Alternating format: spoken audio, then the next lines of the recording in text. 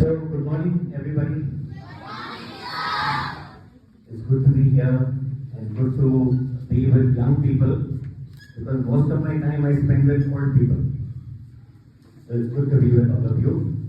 And before I start, I would like to thank Dr.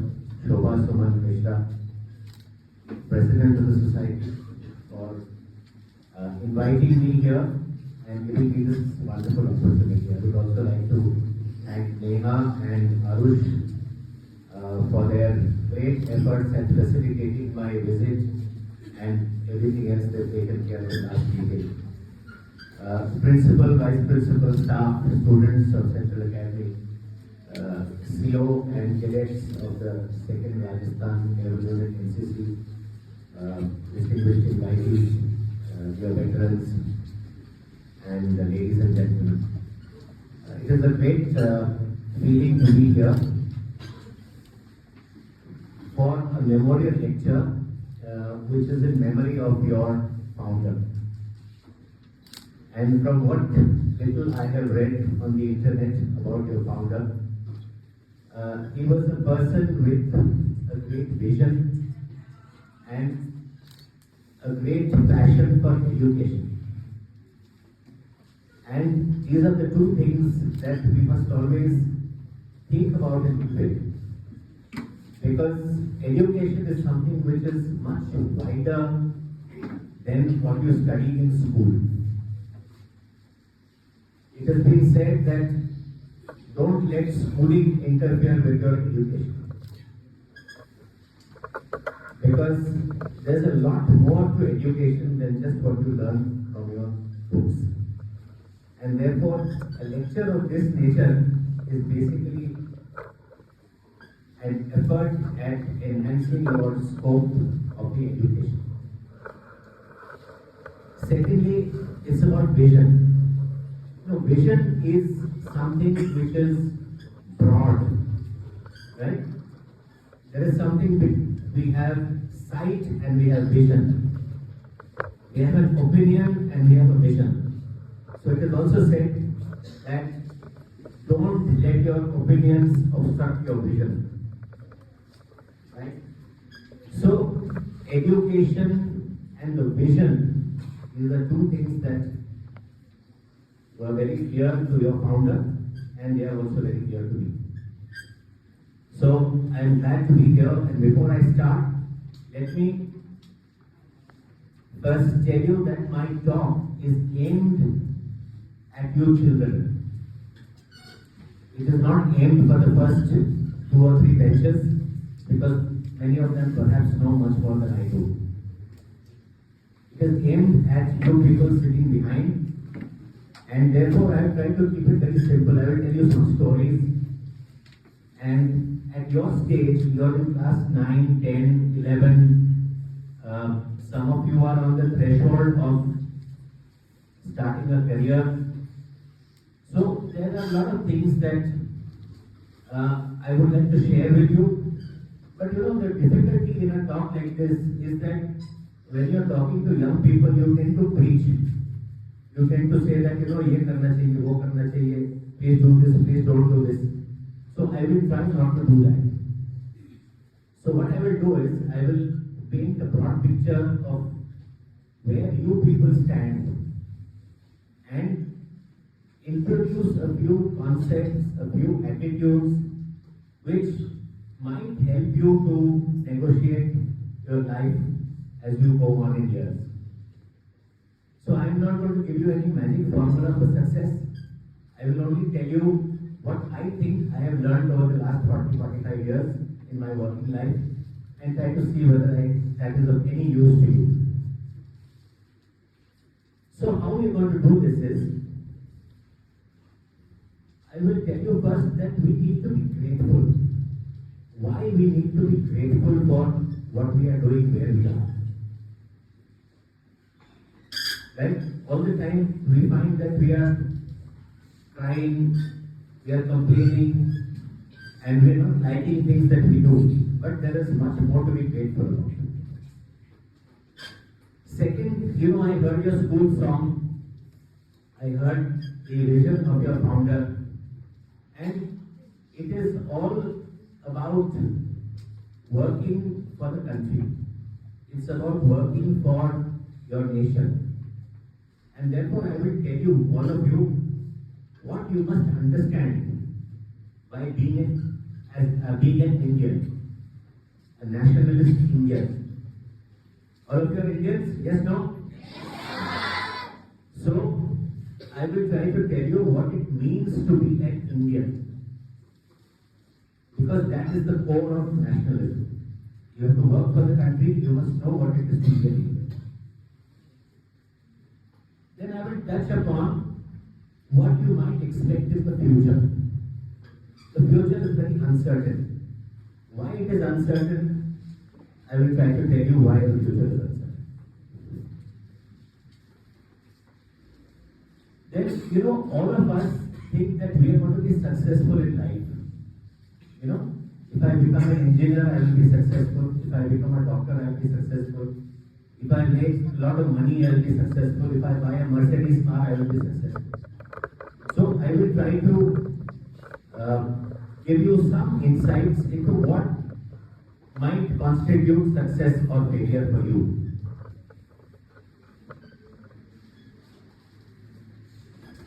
And finally, I will introduce a few concepts and attitudes. I am not going to tell you what to do, how to do it. I am only going to tell you that these are certain things which you might like to keep in mind as you move into the future. Okay, now why we must be grateful?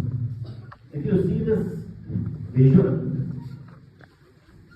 the top is about men and the bottom line is about women. These are about 15% of Indian men and 10% of Indian women complete a higher education. As far as people sitting there in the audience, all of you will complete a higher education. That means you are in that 10 and 15% bracket of the Indian population that is fortunate enough to complete a higher education. That is the first reason why we should be grateful.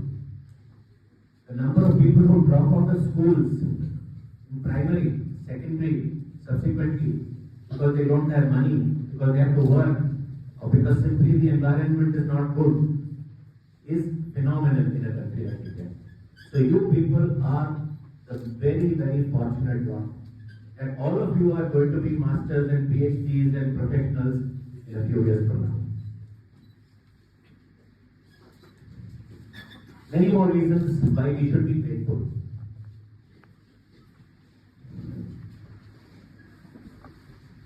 Let me tell you a story. There was a teacher who came into a class and suddenly said, "Children, I am going to give you a test." So the children were surprised and they were wondering what test is the teacher going to give us. So what the teacher did, she put one sheet of paper upside down on every child's desk and said, "Don't touch the paper." So when all the papers were on everybody's desk, she said, "Okay, now turn the paper around and whatever you see on that paper, write 3 lines about it." So the children turned the paper around to the blank paper with one black dot in the center. So the children racked their brains, they wrote something, everybody wrote their answers and the teacher took the papers back. And she read out the answers to the students. Everybody had written about the black dot, how big it is, whether in the center of the paper or the side of the paper, what is the color, is it dark grey or black, and all that. So everybody described it very beautifully. So the teacher said, "Look, all of you have concentrated on the black dot. Nobody has concentrated on the rest of the white around the black dot. which means we tend to concentrate only on the negatives of life. So whenever you find that you're not feeling good about something, think about the so many other things that you should be feeling good about. Right? So this is the black dot story, which I think is very good for you to remember, that we must be grateful. There is no poverty in all of you. I'm talking about you specifically. Why you should be grateful. There is no poverty in this hall. You are attending a good school in a big city. You have adequate exposure. You have exposure to city life, you have exposure to information, you have exposure to the internet, you have exposure to good schools, teachers, everything. It's a clean and secure environment. You should see some of the government schools. You should see some of the schools in the villages. This kind of a clean and secure environment you will not get in 90% of India. Your parents and teachers care about you. They have the time to look after their education. I have seen many young students whose parents are from very humble beginnings, daily wage earners and various other things, who have such a tremendous difficulty going through schools. None of you have that problem. You are completely enabled by information. Everything that you want is one mouse click away. We should be grateful for this. You don't have to visit the library. Today, a mobile phone has got more information than the ancient library of Alexandria. Right? Everything is at your fingertips. More reasons why we should be grateful. Dropout rates of children. By secondary school, 12.6% of our children drop out of school. The gross enrollment ratio for higher education is 28%.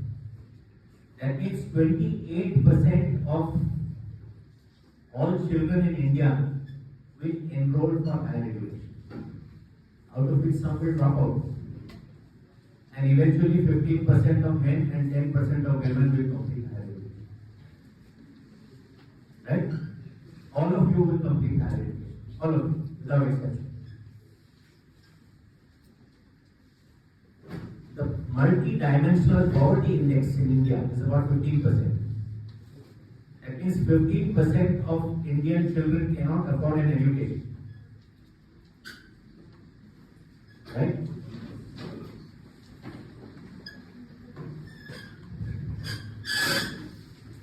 So mean years of schooling, that means on an average, a child in India completes 6.57 years of school.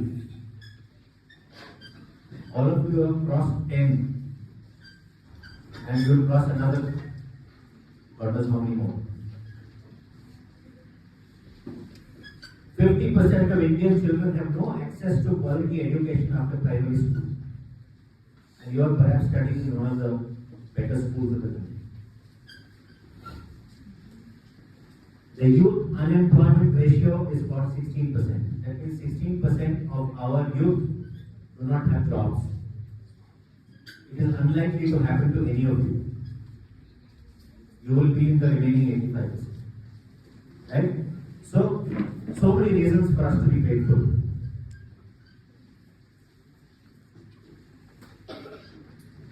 Right. So, firstly, let's be grateful.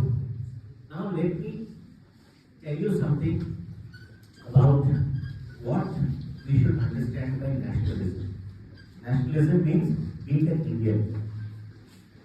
Okay, I will tell you with examples so that you understand. So, you must be studying in your civics and history and geography books. We talk about nation, we talk about state, we talk about country. Isn't it? Sometimes we use the terms interchangeably. We call India nation, we call India state, we call India country. You know the difference between the three? There has to be a difference, otherwise why are we calling it by different names, right? So, A nation is a body of people, right? You and me, it's a body of Indians who have had a common past and share a vision of a common future, right? We are all Indians. We know that we have had independence struggle, we have had Raja Ram Mohan Roy, we have Dr. Radhakrishnan, we have various other things, we fought the 71 war, you know, all that. And we have a vision of a common future. All of us want Amrit Kaal. We want Atmanirbhar Bharat. We want India to become a developed nation, isn't it? So, this is a body of people that is called a nation. Right? So, if this is a body of people that is called a nation, what is a state? In the natural condition, human beings, if you leave them in the natural condition, chaos will prevail. Right? That is the state of nature. The state of nature is chaotic. That means if you don't have rules and regulations, we fight with each other and we kill each other. Or we do something very silly. Therefore, a state is a number of mechanisms which tries to create order in the chaos. That means you have a government, you have a judiciary, you have laws, you have a constitution, you have schools, you have various education systems, you have a prison, you have... So, it is trying to create order in the chaos. So, if there is no state mechanism, the human race will degenerate into chaos. That is why it's called a state. So, when you call India, sometimes you call it a nation, sometimes you call it a state, sometimes you call it a nation state. India is a nation state. What does it mean? We are a group of people who have a common outlook. We are governed by common laws. It's a nation. Right? Now what is a country? Nation and state तो हमने समझ लिया. Country क्या है? A country is a geographical entity of borders. Right? So next time when you talk to people about nation, state, country, understand the difference. It will create a lot of clarity in your mind. You are क्या बोल रहे हैं? Okay. Now, I'm coming to nationalism slowly, right? So, the human beings, have been in this world for about 2 billion years. And about 70,000 years ago onwards, we became hunters and gatherers. That means we used to hunt for our food, we used to gather our weeds and all that, and fruits and all that, and we used to eat to survive. It is only about 10,000 years or so since the agricultural revolution happened, which means we started growing our food, we started domesticating animals. गाय पालना शुरू कर दिया हमने घर में, कुत्ते पालने शुरू कर दिया हमने. We started taking wild weeds from the jungle and they started growing it as our khana. That is the agricultural revolution. When that happened, something happened along with it. What happened along with it? People came together and started settling down in one place.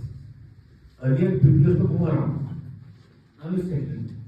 When you settle down, you become a family, you become a tribe, you became a clan, you became a city, and you kept growing. You became a country.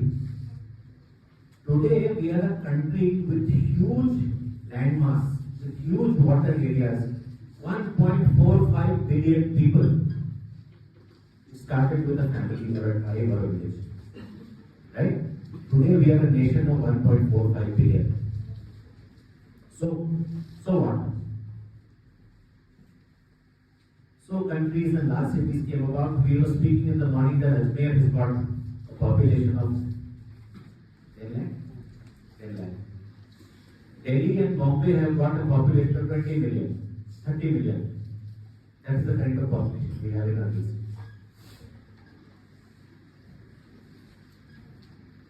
So, how do you cooperate? Suppose you have 1.45 billion compatriots. How many of them can you know? We are supposed to work as a nation. You don't know anybody. Maybe If you take all your contacts on your mobile phone, your relatives, your friends, your school, it will not be more than 200 people. So, you know 200 people out of 1.45 billion in your country. Right? How are you going to cooperate with these people? Difficult problem. What do we need? We need three things. We need stories, we need symbols, and we need heroes. Stories are what I told you. Your independence struggle, your America story, your growth story, your white revolution, your green revolution, all that you studied in your books. These are stories. You believe in it. At one point in time, we were deficit in food. We didn't have enough milk to drink in our houses when we were children. Today, you will not even think of the scarcity. Can any of you ever think that there can be a scarcity of milk? You can't. But in our childhood, there was scarcity of milk. So that is the story. And we say, okay, Dr. Kurian is our hero. Right? Amul Cooperative Milk Marketing Federation is our hero. They are the people who got together and made sure that India did not have a milk scarcity beyond a point. So these are the stories. Symbols. What are symbols? What is your Republic Day parade? What is your Ashoka capital? What is your national flag? Right? What is the Supreme Court? These are symbols. These are symbols if all of us understand. Our stories, all of us understand. We need heroes. You need Sachin Tendulkar. You need Mukesh, who won the World Championship, yes, 2 days ago. You remember that song which won the Grammy Award, Natu Natu? You heard the Natu Natu song? Okay. Now, when these people won the Grammy Award, you felt happy? Felt happy? Did feel happy? Felt happy? Why? Did that Natu Natu fellow your brother or sister? No? Not your brother, no? You felt happy because you're an Indian. You felt happy because there's a common story. You felt happy because now these people have become your heroes. This is nationalism. This is what I mean by being a nationalist Indian. If you are bound together by stories, by heroes, by symbols, by a vision of a common future, that is nationalism. At the end of my talk, I will ask you a small question before I give you an answer. Then you will realize where I am getting at all this time. So the feeling of nationalism is, my country is unique. It is not the best. It is not the worst, but my country is unique. And my country is unique. I have certain special responsibilities towards my country. What are these special responsibilities? You will ask me. Good question. So before you ask me, let me tell you what are these special responsibilities. All of you have read something about the Indian Constitution? Would have read something? You know, your class 9, 10 people. So, in the Indian Constitution, there is something called fundamental rights. Isn't it? Fantastic. So, there are 6 fundamental rights in the Constitution. But one thing which is lesser known is that there are 11 fundamental duties also. That is found in Part 4A of our Constitution. So, if you ever want to know, I am not going to ask you whether you know or not, because I don't think many people will know all 11. So, if you ever want to know what is your special responsibility towards your country, just open the Constitution chapter 4A and read those 11 fundamental duties. They are your special responsibilities towards your nation. Right? Read it this evening. Okay. Now I want to ask you a broad question. When you hear the word patriotism, what is the image that comes to your mind? Anyone tell me? Quickly. Patriotism. What image comes to your mind? Mahatma Gandhi? Soldier? India's flag. Huh? India's flag. India's flag is very good. What else? Okay. Difficult question, that's why I asked you. So patriotism does not necessarily come in a military uniform. You know, when you talk of patriotism, people talk about Shaheed and Army and Navy and Air Force. Yes, they do a good job. But patriotism does not necessarily come in a military uniform. Will you consider Dr. APJ Abdul Kalam a patriot? Yes. Will you consider Mukesh a patriot? Will you consider Pandit Rabindranath Tagore as a patriot? Would you consider your founder as a patriot? So, everyone can be a patriot. Everyone. All of you sitting here can be a patriot. How? It is the feeling with which you do a work that counts. A person who is in the corporate world is also a patriot. That fellow who is working, you know how corporate people work? They work from morning 8 to 10 o'clock in the night, they are sitting on the computer at home. They are making money, let them make money, but what are they doing? Aren't they working for the improvement of the country? So if they are working for the improvement of the country, aren't they patriots? So all of you, do you have the potential of being a patriot? Fantastic. So you have to try to think now how you are going to do it in the future.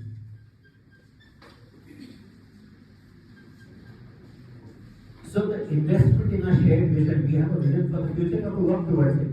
Now I come to this again at the end of the lecture. See, shouting slogans, hoisting national flag, saying, Jai Hind and Jai Bharat is not good enough. It's all right. It's all right to, garner support and feel good about life. But eventually it is the work that counts. How are you going to contribute to the growth of the nation? How you contribute to the growth of society? How are you going to look after your family? How are you going to be good citizens in the future? That is what we say. Now, anyone can be a patriot from the highest official or the richest person to the common citizen. Now, please don't consider that the higher one goes, he becomes a bigger patriot.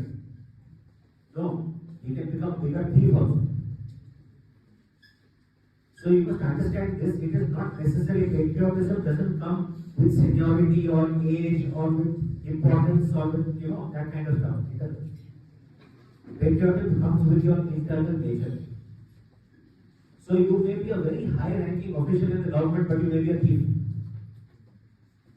You may not be a patriot. Alright? Okay. So now we have understood nationalism, we have understood what is patriotism, right? Now let me give you a perspective on what the future may look like. Right? Any of you have got a brother or sister who is 6 years old? Anyone? Lots of them. Alright. Now that brother or sister of yours is entering class 1. 6 साल का बच्चा है, right? Entering class 1. That bacha will enter the workspace after 16 years. In the year 2041. Right? 2041 में, that child will finish class 12 and enter into professional education or something. Right? And then they'll become a professional, become businessman, become entrepreneur, something. And then there will be 40 years of working life. That means your 6-year-old brother or sister is going to work till the year 2081. Do you have any idea what the world is going to look like in 2081? I had no idea that the world is going to look like this 10 years back. Right? So it is a very uncertain future. We do not know what's going to happen tomorrow. We do not know what's going to happen 5 years hence. The government will change, many things might change. There might be a war, something will change. You know, people never realize in Syria or in Ukraine or Russia that their lives are going to be changed in the manner that is not changed. Right? So, we are heading towards a very uncertain future. Even if you know what's happening, pretty stable. India is a pretty stable country. But even then, it is very difficult for you or me or anyone sitting in this audience or even the Prime Minister today to predict what will happen 5 years from now. They can make promises, but whether it will happen or not, even the poor Prime Minister doesn't know. So we have no idea. And therefore, how are we so sure that the knowledge that we are gaining over here will not be obsolete in 5 years' time? You know, now mark peak day we get into engineering college and we do something and we do some professional education, 5 years that will be obsolete. At the pace technology is going, all of us will become obsolete at some point in time. I have already become obsolete. You people will also become obsolete in some time. So you must realize that we are moving at a pace towards an uncertain future where our current skills may not suffice. You may have to keep upskilling yourself. So, a broad-based education is important. Even if you are a professional engineer or an accountant, you must have a broad knowledge of everything else. So that in case you have to make a switch at any point in time, you must have that broad-based understanding of things. That is education. That is beyond schooling. That is what I was trying to tell you in my opening remarks. That don't confuse schooling with education. Alright? Try to read more. Try to see more good programs on television. Try to hear a little more wisdom from your elders or your parents or your teachers. That is education. Talk to foreigners, go abroad, travel if you can. That's education. So continuous and contemporary skilling will be necessary. So today, you know, artificial intelligence has become the buzzword. All engineers and technology people are very worried about artificial intelligence. So what is the best thing to do? Learn about it. Isn't it? Rather than sitting at home and saying, oh, I don't know anything, might as well learn about it so that when, you know, life comes to you to say that what you know about AI, you will know something. Right?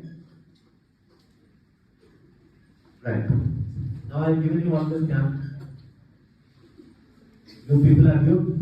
What is your responsibility? Do you have responsibility or you don't have responsibility? Excellent. I'm glad that these two of you have said that. You know, when I was a child, I felt I had no responsibility. All responsibility to my parents, my teachers, and you know, everybody else. But if as youth you have responsibility, what is your responsibility? So let me tell you what is youth. But the United Nations defines youth as people between 15 and 24 years of age. But this is only for statistical purposes.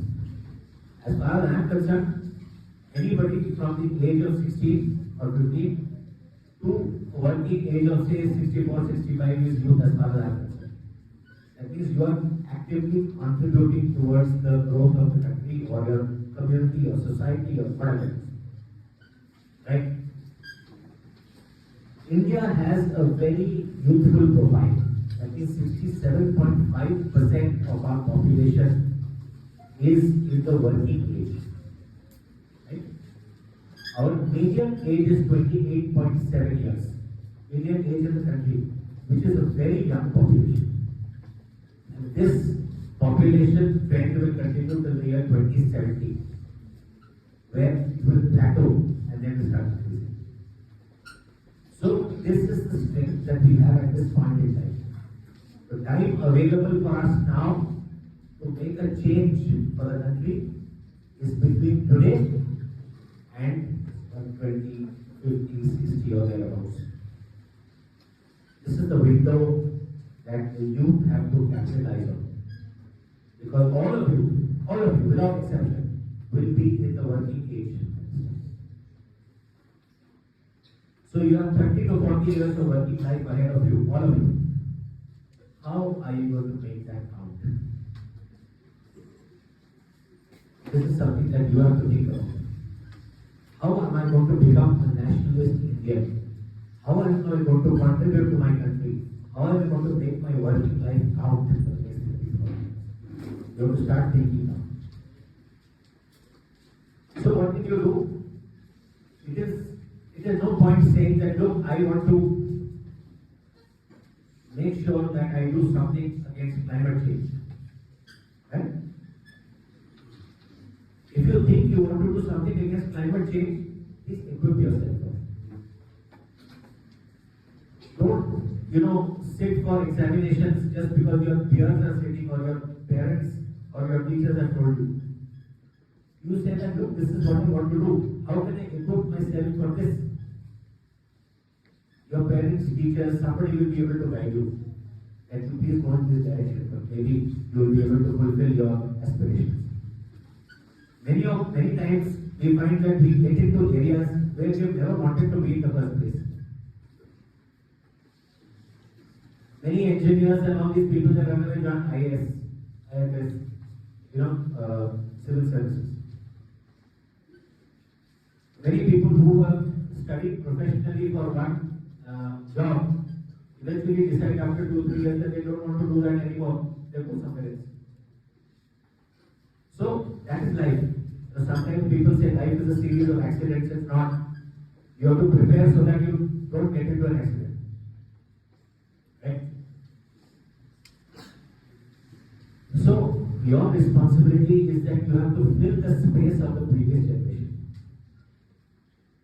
That means people before you who have done their working life and they've gone, you have to fill up that space. Right? That is your responsibility. And fill that space responsibly. Alright. So with this background, let me come to some attitudes and concepts that you might like to remember as you get on with life. First is success and failure. What do we understand by success and failure? Some people think that success is the person who dies with the most money in the bank. You're so rich that you have so much money and the next day you die, you are successful. Some people feel that if I collect degrees, I am successful. Some people feel that if I am a good parent, I am successful. Or a good teacher, I am successful. So there are different definitions of success. You have to define success for yourself. If you think making money is success for you, work towards it. At some point in time, you might feel, okay, now that's not giving me adequate kick out of life. For me now, definition is to help somebody, or start a business, or provide employment to people. That might become your definition of success. So your definition of success and failure will keep changing as you move through life.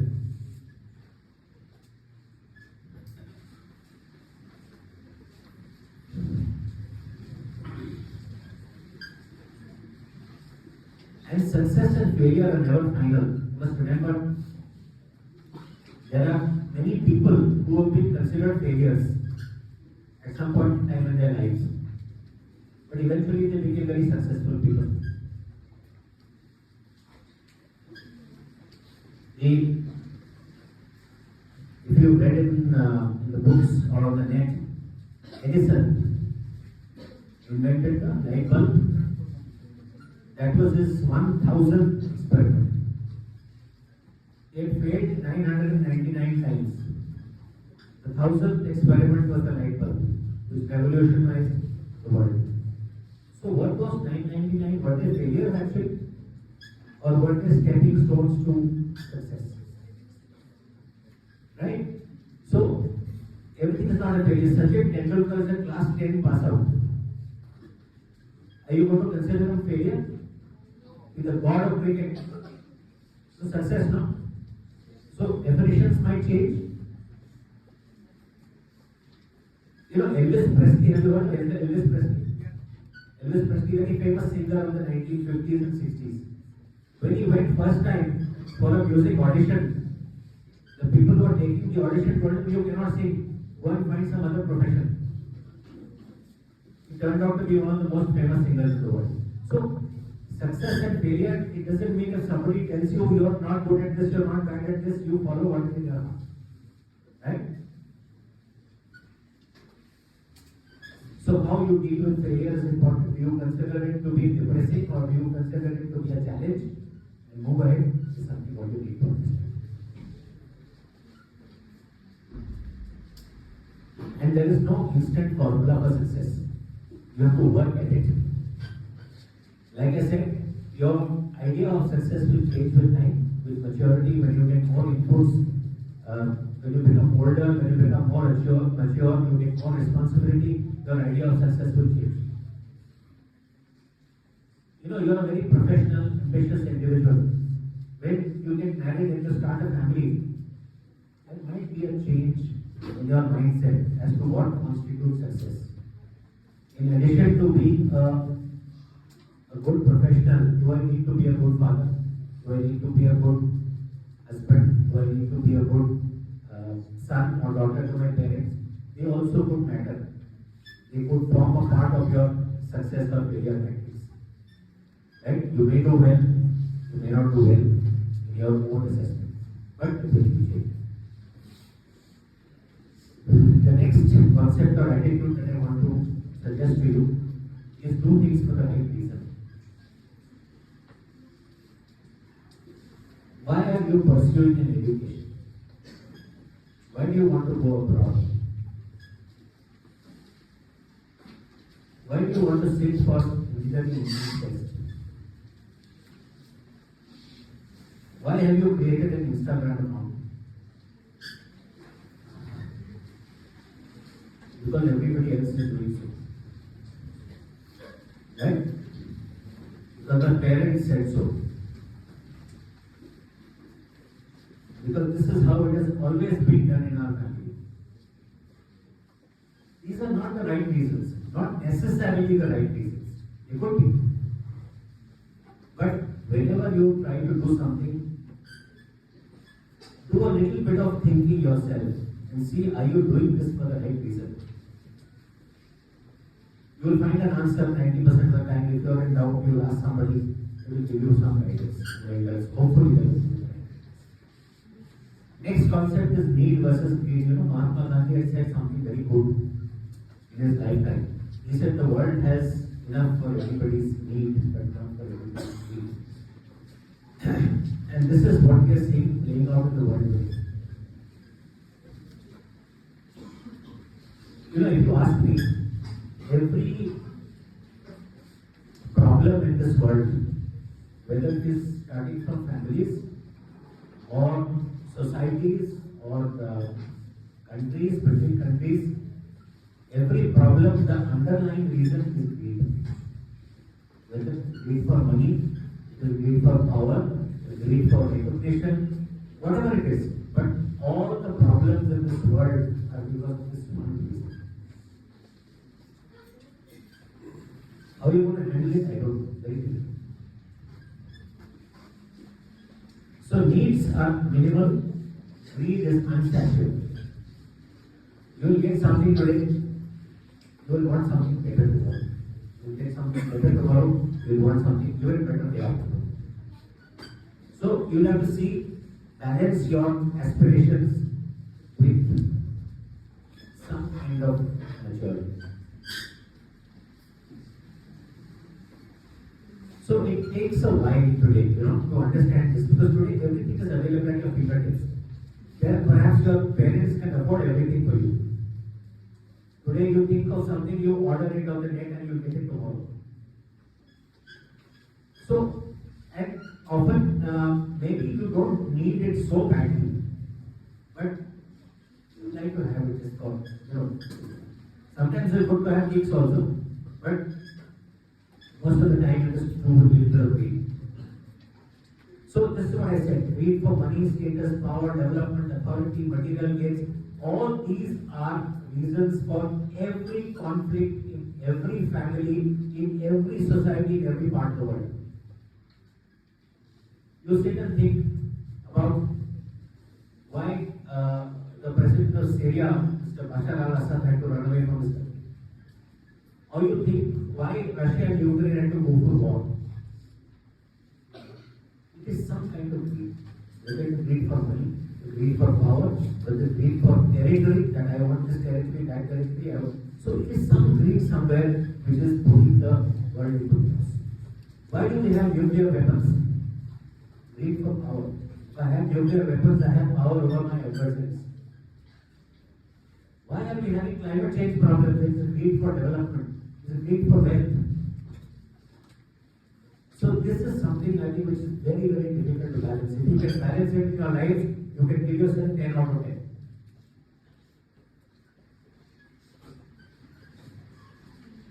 So this is a human thing. It cannot be corrected by anyone else but yourself, but ourselves, but myself. Right? So the finger has to be pointed towards yourself. So how do we start? We start talking about it in schools, at home, and very simple. There are the only people we listen to. Sometimes we listen to our parents, sometimes we don't. Sometimes we listen to our teachers, sometimes we don't. But beyond that, we don't listen to anybody. So we start small. The next concept I want to introduce to you is the concept of ownership.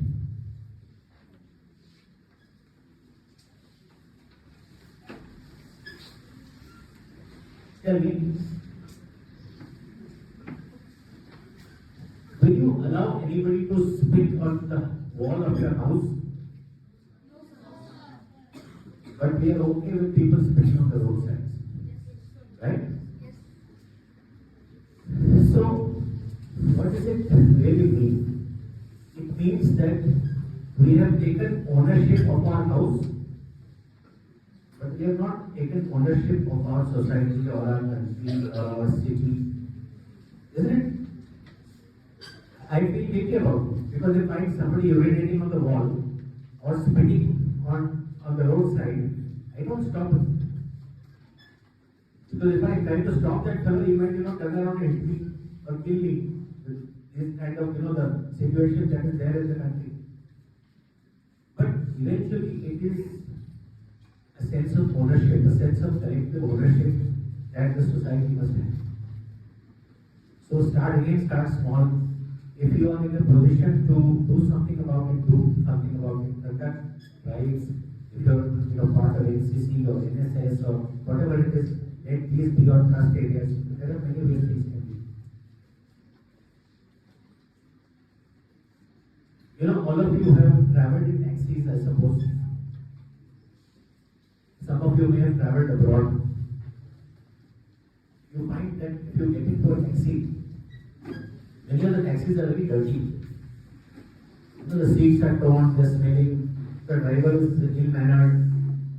Some taxis will go inside, they're very nice, spick and span, smelling nice, driver is good, he talks properly to you.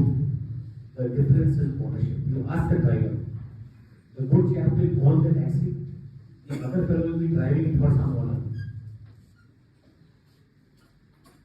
100%. I give it to writing.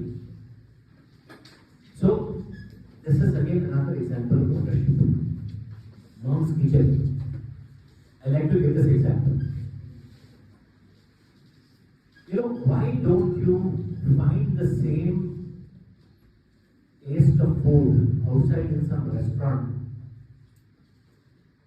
compared to what your mother cooks for you at home? You cannot eat the restaurant food for more than 2 days at a stretch. You'll fall ill, you'll fall sick. But why you like home food that's been cooked by your mother is because the mother has taken ownership of it. The mother has taken ownership of the utensils, mother has taken ownership of the dal chawal, has taken ownership of our chula and everything else. More importantly, your mom has taken ownership of the children.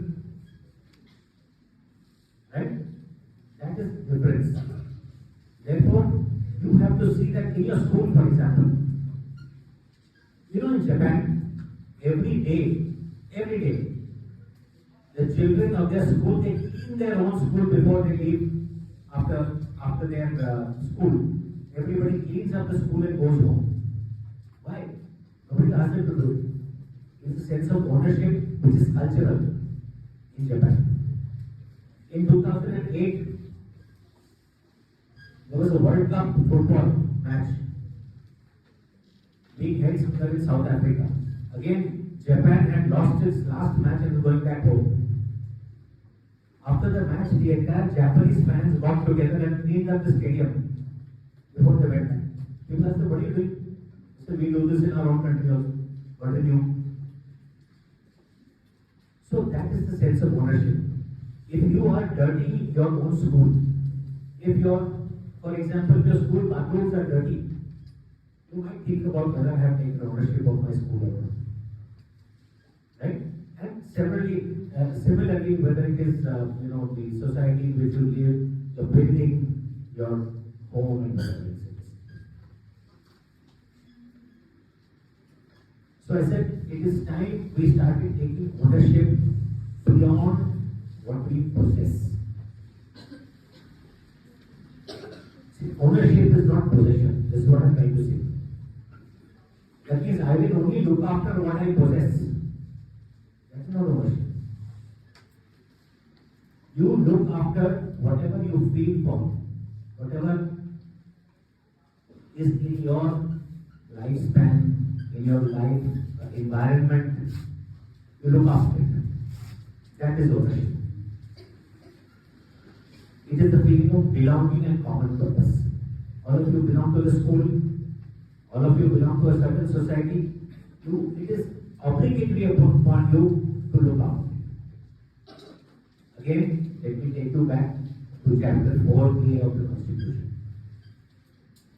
I would strongly recommend to the school that please take a printout of that chapter and place it in your main notice board for everybody to read every day. Diversity, another concept, idea. No two people are equal. No two people are identical. Even identical twins are not absolutely the same. If you ask the mother of twins, which is one and which is the other, without opening her eyes, she will tell you, yeah. What I'm trying to get at is each of you is very, very different. And therefore, you need not do what everybody else is doing or what your friend is doing or what your neighbor is doing. One more story. In a jungle, there was a monkey who was a teacher. I'm not asking any aspersions towards teachers. But the monkey was a teacher and that monkey had many students. One was a giraffe, or the hippopotamus, one was a peacock. And the teacher gave the story, gave the guest, the students, that I want to see who comes first. Please climb up this tree and come down. Do you think the giraffe could have climbed the tree ever? So, there is great diversity amongst ourselves. Our talents are different, our skill sets are different, our attitudes are different, our upbringing is different, our interests are different. And therefore, you cannot expect to be similar to anybody else in your class, in your society, in your age. So what happens is, in our system of education, unfortunately it is changing with the NEP trying to make some amendments to our education policy. But what happens is we have a lot of standardized testing. And because we have standardized syllabi, standardized testing, it does not necessarily optimize the diversity among our people. the aim of these new education policies is trying to bring in much more liberal education, trying to bring in a lot more acceptance of diversity. That is one of the main aims of the ADP. Now let me tell you another story. This is called the ADHD story. All of you know what is ADHD? No? What is it called? Acute? No? Hyperactivity disorder. You have not heard of this? Okay. ADHD is what is that? Acute what is D? No, that's the second D. It is acute something which is basically disinterest or something. I'm forgetting the ADHD, the second D. Just have a look at it. So it is that and hyperactivity disorder. Basically what happens is attention deficit. Sorry. Attention deficit and hyperactivity disorder.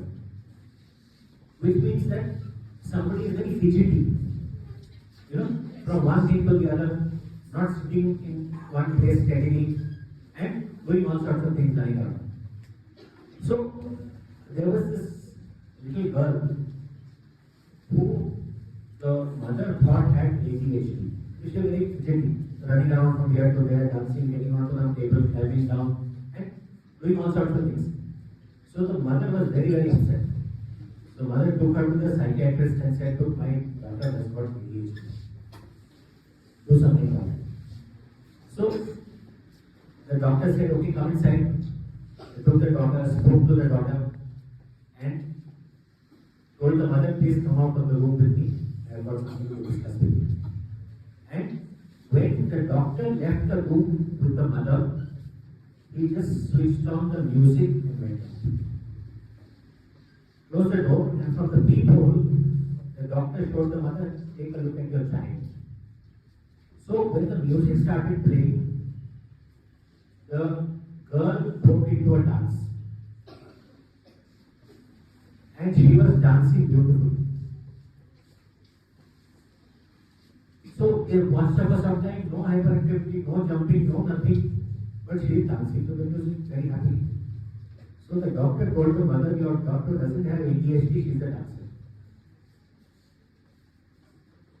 And this girl grew up to be one of the most celebrated choreographers in Europe. So each of us has got a different talent, and if you trying to make an engineer out of a dancer, you're unlikely to succeed.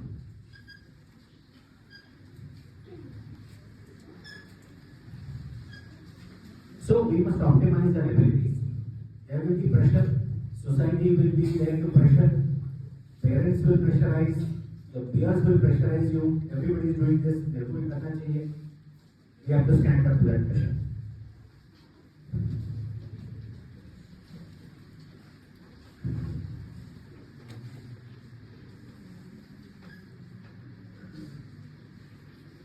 Right.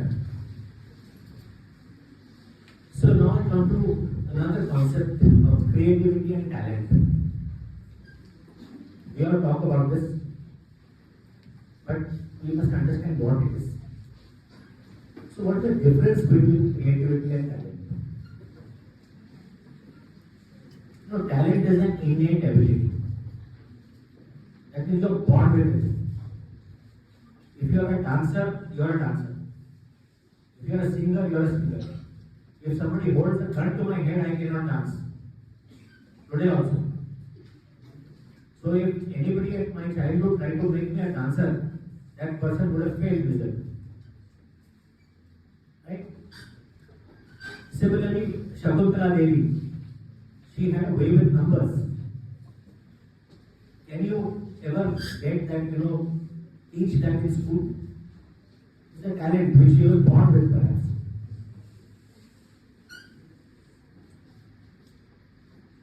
But talent must be recognized. Like I told you, Elvis Presley, the people told him you can't sing. Right? Somebody has to recognize the talent and nurture it. creativity can be developed. Now, all of us think that creativity is only possible by artists or people who roam around bare feet and carry dollars in their arms and all that. No such thing. Creativity can be developed.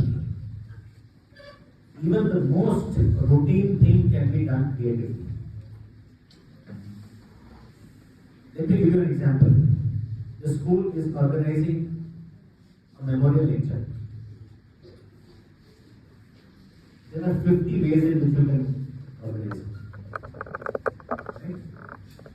It depends on the ingenuity, on the creativity of the person who is being given the responsibility. Right? The most routine administrative work I have seen in my 40 years of working life, the most routine administrative work has been done so beautifully by people that it looks like a work of art. A visit, somebody is coming. Just somebody is coming to visit your establishment. The manner in which you conduct it, you can actually show a lot of creativity. So it's not necessarily that you have to be an artist to be creative. So now if I ask you the question, how creative are you? You will not be able to answer. Difficult. If I ask any of you, how creative are you? Mushkil hai, koi will answer.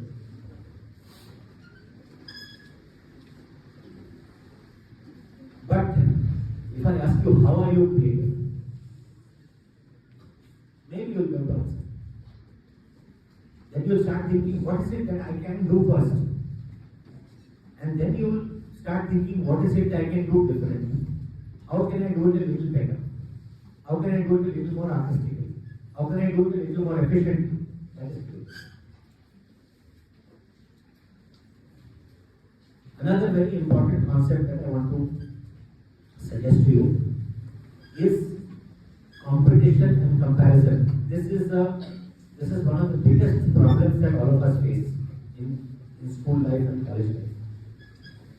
Like we have already agreed that each person is unique, right? We all agreed that each person is unique. Our abilities differ in different disciplines. Why is it important to come first? Is it so important to come first? Your ability is different. You cannot come first. If you are so good, you will always come first. But why is it so important that I must come ahead of the other person? Abilities are not the same. I remember I changed schools many times in my childhood. I was in a school in Bombay. I was a cat's whisker there. I used to come first every time. I shifted, went to Calcutta. First exam I failed.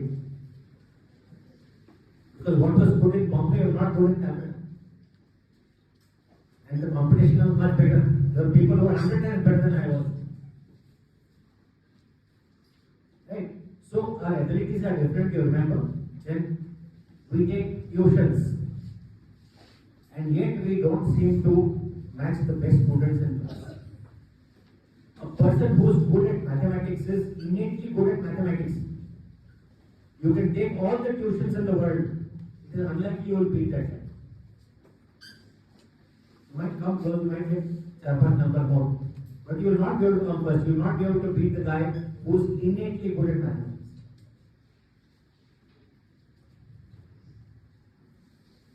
So do not compare with peers. Do not compare with the past. What will you compare with? Compare with the possible. Is this the best that I could do? Can I do a little better?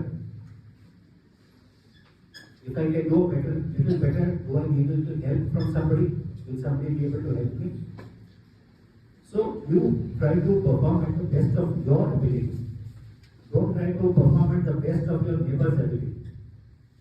You may not be able to.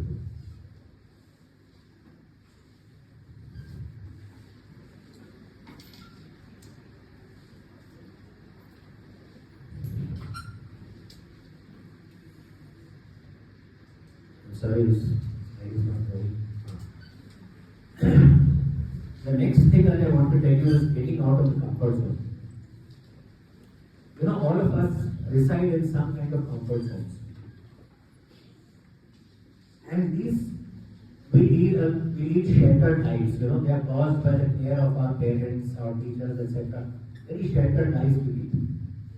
And we are in some comfort zone. कुछ करने को हमको अच्छा लगता है, कुछ करने को हमको दिक्कत होती है. We don't want to do certain things because they get difficult. Because our parents, our teachers, our school, etc., our cars and our travel plans and all that make it so comfortable for us. So we develop physical, mental and social comforts over time, right? So another story, there was a hunter in a kingdom. There was a hunter who got two eaglets, eaglets, eagle kavalcha, two eaglets to the king, and said that I have now got two eaglets, I will presenting it to the king. The king was very happy that this hunter is giving me two eaglets. He told the hunter, you please teach these two eaglets how to fly. Come back after 1 week and tell me how they are doing. So he came back after 1 week. He said that, sir, one of the eaglets is flying very well, and the second eaglet is just not flying. It is flying from the branch and coming back and sitting on the branch. I am unable to make this eaglet fly. So the king said, I will give a reward of 20 gold coins to whoever can make the second eaglet fly. So when farmer came, he said, can I try? He said, yeah, go and try. So after 1 week, the farmer came back and said, sir, come and see, both your eaglets are flying beautifully. So the king came and saw that. He said, wonderful, these fellows are flying only. So what did you do? He said, I just cut off the branch on which that eaglet was sitting. So there is no place to sit. You have to get out of your comfort zone if you have to do something.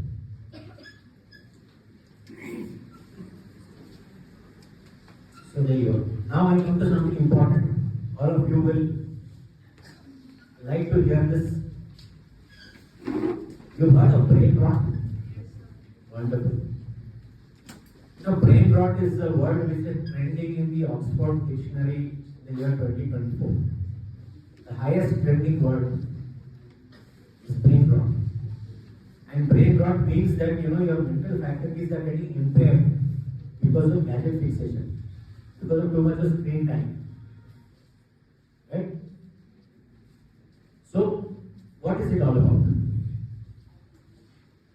Motorola, these two gentlemen, John Mitchell and Martin Cooper, they made the first handphone in 1973. And this became commercially available in 1983, after 10 years. This was the forerunner to the smartphone that all of us carry. 40 years have passed since then. There has been a convergence of technologies.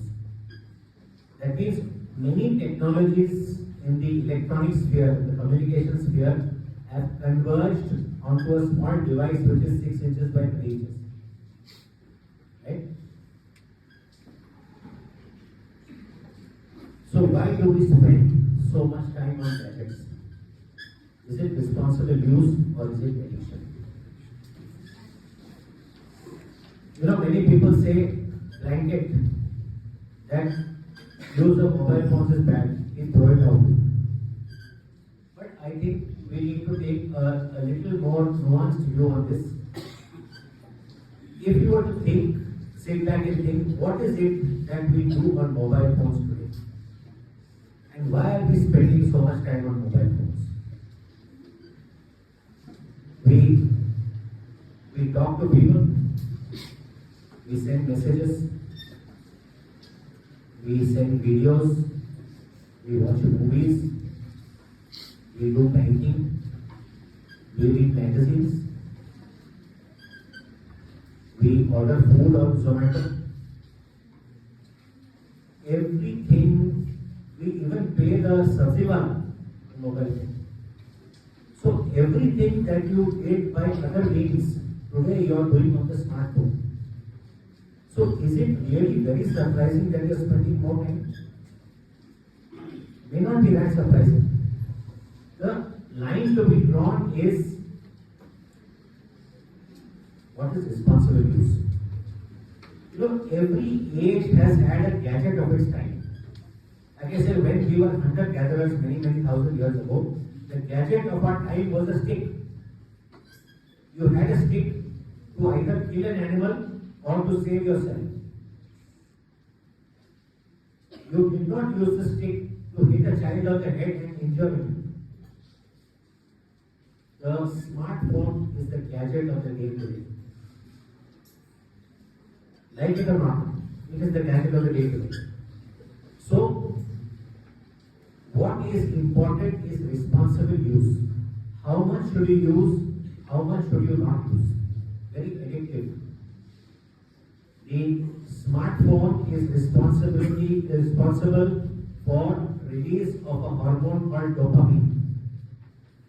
Dopamine is released when you take drugs, when you smoke cigarettes, when you take alcohol. So it is as addictive as these nashas.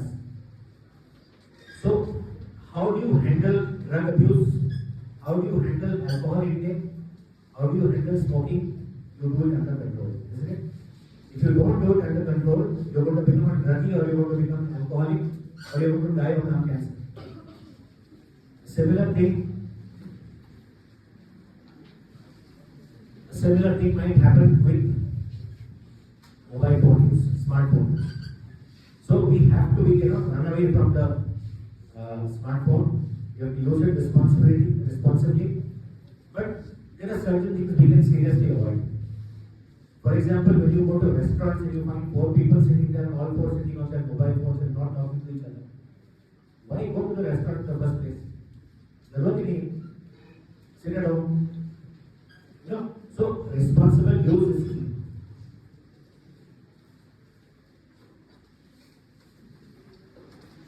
Now one of the last points, stress, anxiety and depression. All of us suffer from this. Do you get stressed watching movies? Stressed watching movies? Anybody? You get stressed when you are on a vacation? Why? Why not?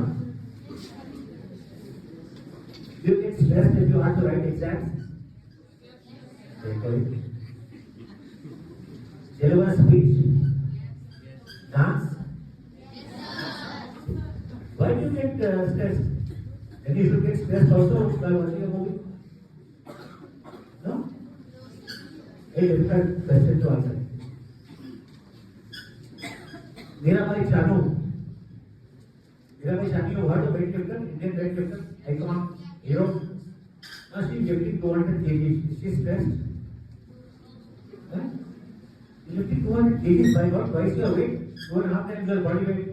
I'll be that stressed. So what causes stress? So independent of what you do, is how you do a thing that causes stress. If you're inspired, if you like to do something, it's unlikely to cause you stress. But if you're forced to do something, or you don't like to do something, cause of that. There were 3 stone breakers who were sitting and breaking stones. Okay, one after the other. There's some construction going on this side. So there were tourists came and asked the first chap, what are you doing? You know, silly question you're asking. Can't you see I'm breaking stones, silly chap? You don't have many brains.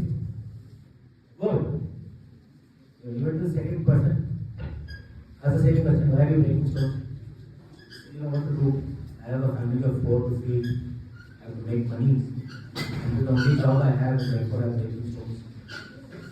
Goes to the third person and asks him, why are you breaking stones? The third person says, I'm building a temple. So it is the attitude with which you are breaking stones that counts. So the third person is unlikely to be stressed breaking stones, whereas the first person perhaps will. And depression is an extreme form of stress or anxiety.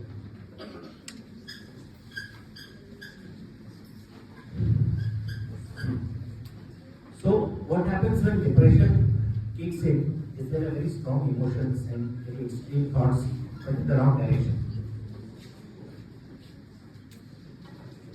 It can trigger extreme actions like suicide and substance abuse. It doesn't help anybody. You can be stressed, anxious, you can be depressed, but if you resort to drugs or alcohol or suicide, it's not helping anybody. Least of all, it's not helping you.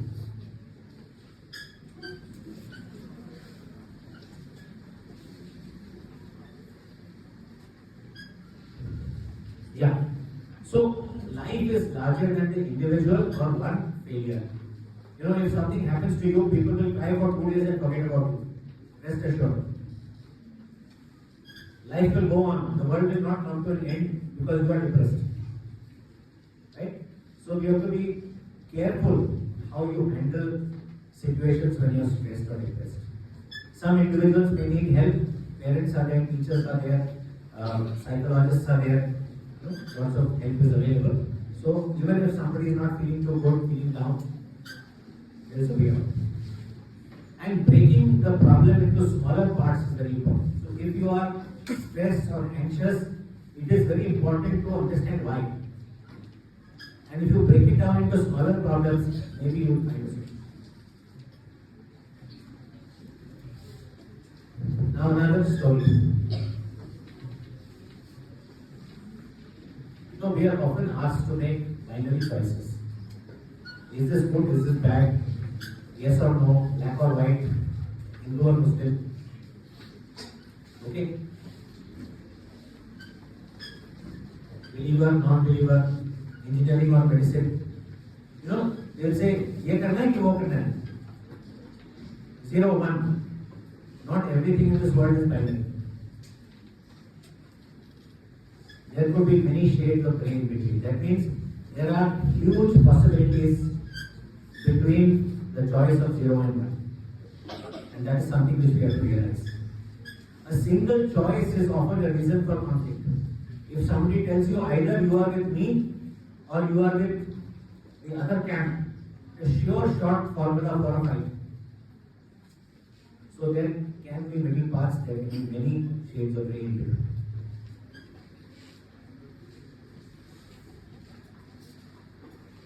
So avoid getting cornered by binary choices. Now this is my last point, the power of thinking. I will leave you with this point. This is another very popular story, some of you must have heard it. There was a small boy who went to the village and he found that outside one villager's house there was an elephant which was tied to a pole with a rope around its leg. Big elephant. And was standing there quite happily. So this child went to that house and asked that villager, "Was a mahout?" You understand a mahout? Yeah. So the elephant's owner asked the mahout, "Sir, why this elephant is so big and strong? The rope is just one small rope. Why is it not breaking the rope and running away?" So that mahout said, "No. When this elephant was a baby this high, we tied the same rope around its leg. And that time it couldn't break the rope. And as it grew up, it started believing that it cannot break the rope. And therefore you just tie a small rope to the leg, the elephant will not run away." So there are many such things that we are brought up with, some ideas that we are brought up with.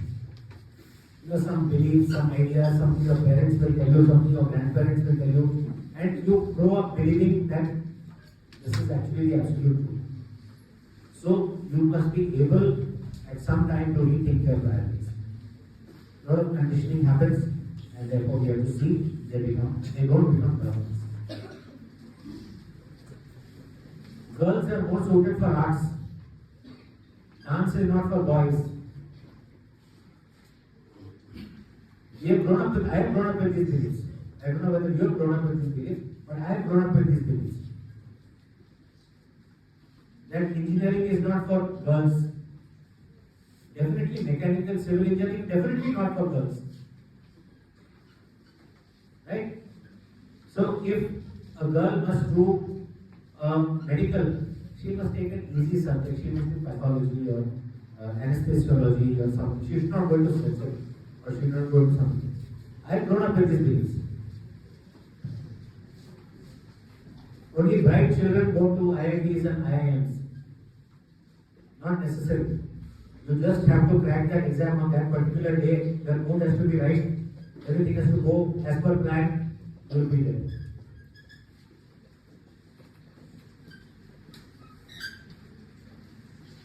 So question such possibilities.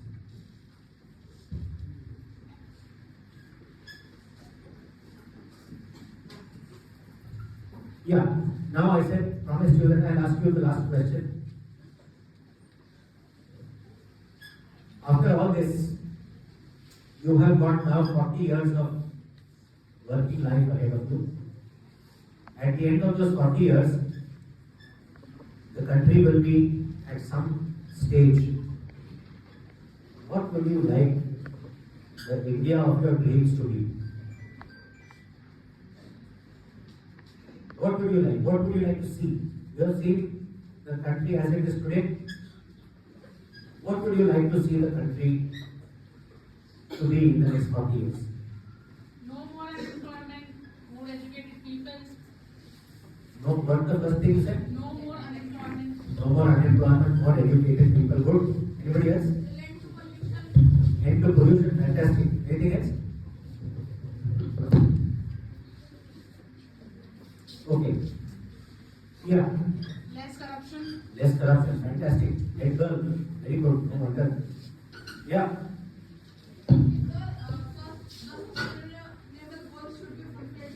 What should be goals? Sustainable development goals. Very good. Anybody else? Okay. I'll give you some pointers. There may be more which you may think about because you have more time to think about it than I do. Free of corruption.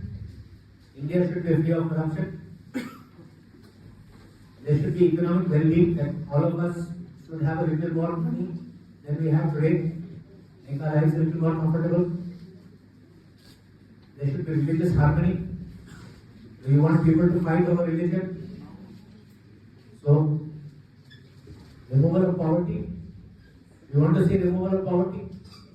Yes. Somebody said pollution. You want a clean environment? Fantastic. Better governance. You want good leaders. You don't want thieves in government. Isn't it? You want role models whom you can look up to. Right? Free from external pressure. That means we should be Atmanirbhar. Nobody should, America or Russia or China should not be dictating terms to us. We should have our independent foreign policy. We should be strong, etc. We should be strong. We should be peaceful. Do you want war? Anybody wants war? We should be self-reliant. Better opportunities for education and growth. Somebody said better education. Strengthening of democratic institutions. Today we have, people saying that, the judiciary is not working properly and our parliament is, got so many corrupt people in the parliament and all that. Democratic institutions, various institutions of governance need to work better. There should be more liberty and freedom of choice. That means you shouldn't have people telling you what to do, what not to do. You must have the greater freedom to do what you think is correct. There should be tolerance for diversity. That means people are different, accept that people are different. There should be equality for women. We talk about it. It's happening much slower than what we would like, but we want more equality there. Ethical use of technology. Do you want biological weapons?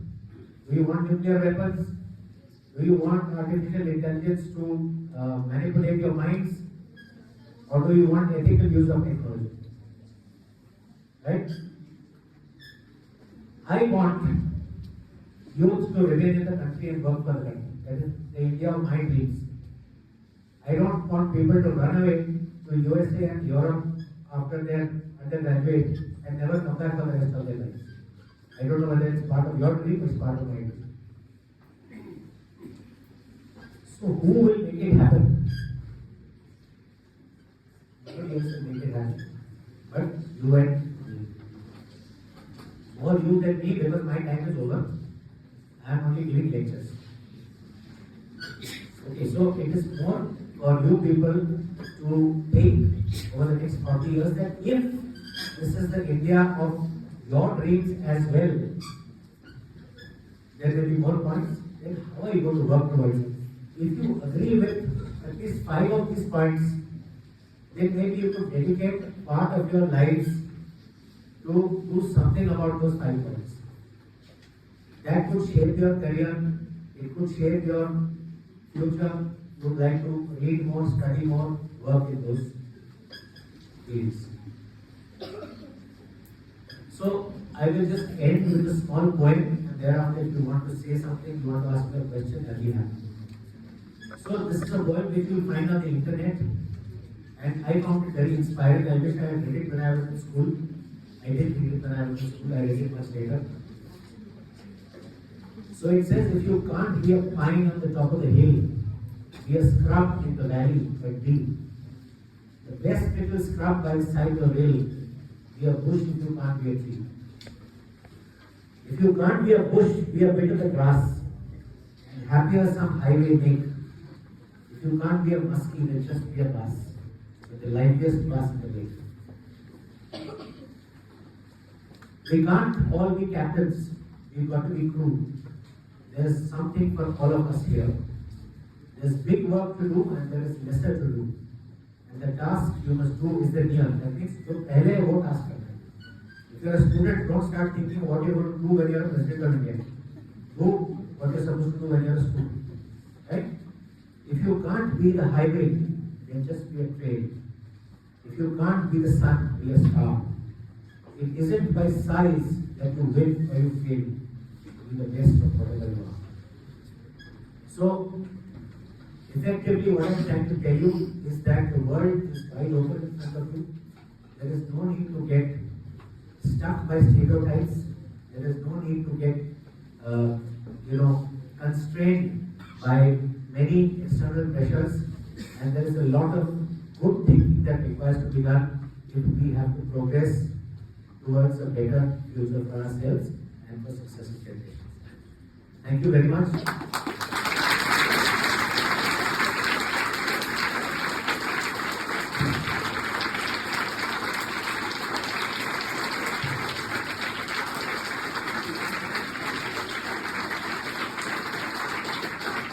Thank you. People are very happy that it's over. It's the applause is so long and so loud. But yes, it's been a long session. But I think I would not have done my duty if I had not said what I wanted to say. So if any of you have a question or have a comment to make, you can ask me. I am not certain that I'll answer all your questions, but I will try. Yeah, stand. Just. Good afternoon, sir. Sir, can you please provide an overview of current challenges and future strategies of the Indian Navy? Oh. Please sit down. Good. So I didn't talk anything about the Navy at all, but that's fine. I can tell you, you know what, the Indian Navy, firstly let me tell you about the armed forces. Let me clarify a few things. You know, many people think that the armed forces are meant to fight wars. Right?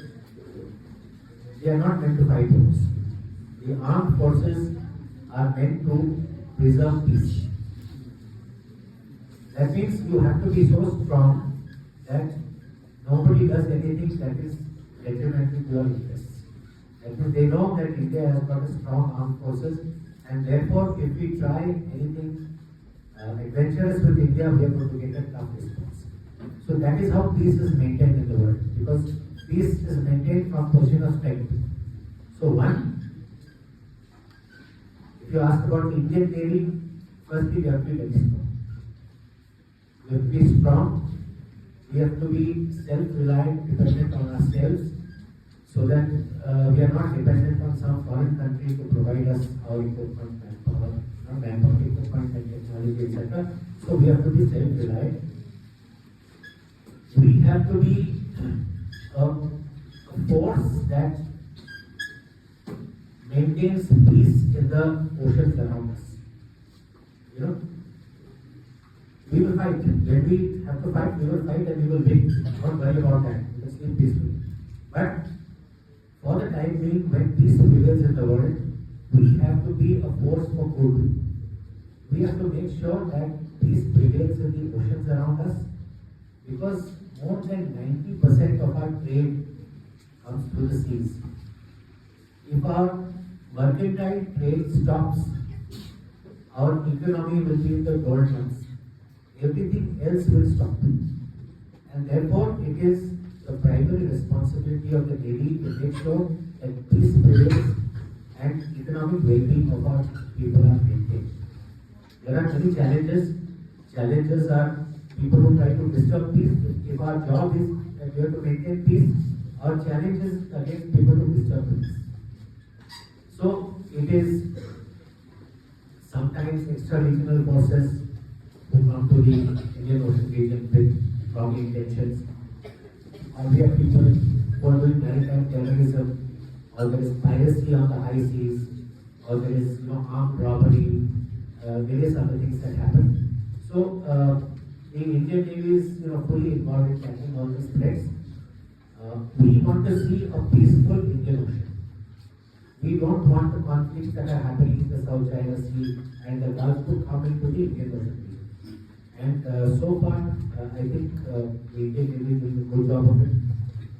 Hopefully, we will continue doing the same. But broadly, there are a whole lot of challenges. If I try to tell you this, I am going to speak for 1 more hour. But basically, I have to cut it short, give you a one-line answer. The main challenge of the Indian Navy is to maintain the Indian Ocean as a zone of peace. Yeah. Good afternoon, sir. Sir, the day before yesterday, it was day we celebrated 16th December, the Vijay Diwas. Pakistan Naval ship Radha was destroyed on this day. How this was pivotal and war? How this was pivotal and war? How pivotal it was.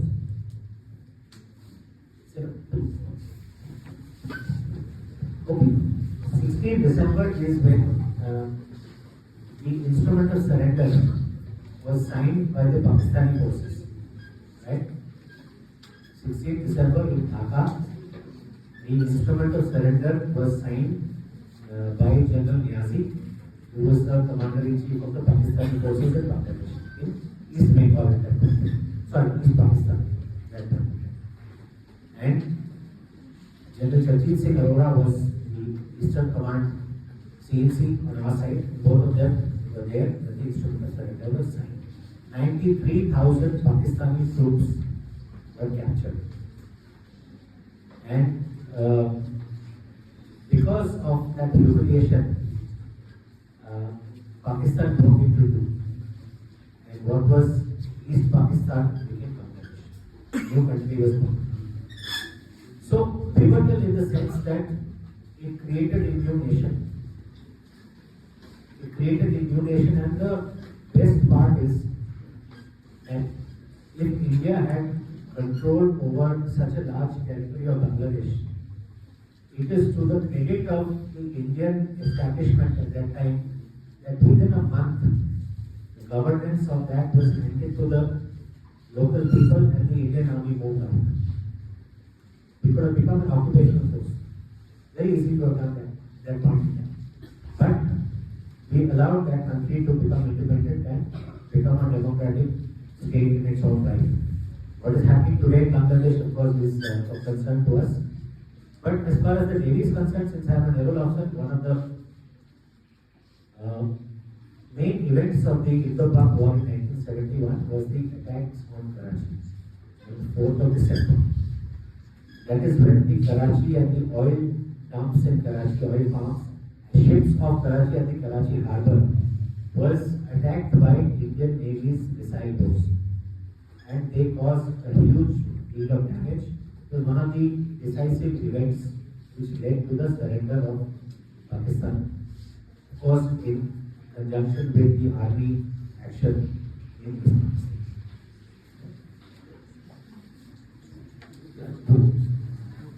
Police side, anyone? Yes, Hector, again.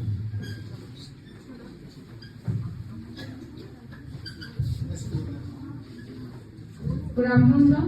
So you talk about religious harmony, sir. Can you please explain what are the other ways we can overcome communalism other than education? Because this is the main concern these days affecting youth and our nation. Thank you. Please, your